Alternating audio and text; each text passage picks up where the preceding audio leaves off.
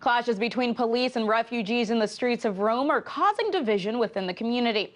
The incidents are the latest in the escalations of Italy's recent migrant influx. So far this year, some 100,000 migrants have made their way from Libya into Italy, and authorities estimate another 700,000 are already in the country.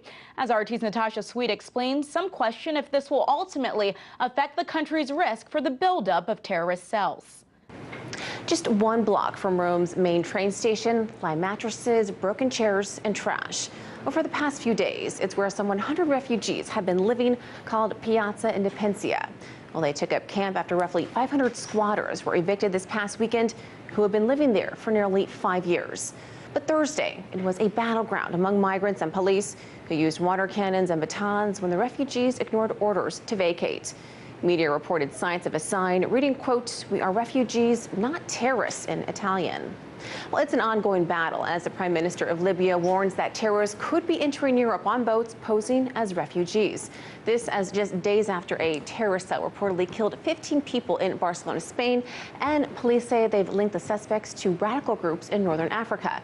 Now, according to the head of the UN-backed unity group in Tripoli, quote, "If God forbid there are terrorist elements among the migrants, a result of any incident will affect all of the EU." Well, despite the scares lingering across Europe, Human Rights Watch criticized the police's use of water cannons. However, the Italian police union said in a statement that officers used water cannons because of the risk of explosions caused by flammable liquids, and that officers had been hit by rocks, bottles, and pepper spray.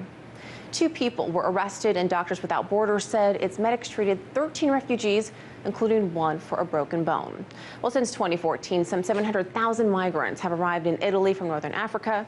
Nearly 200,000 asylum seekers are reportedly staying in state-run shelters. In Washington, Natasha Sweatte, RT.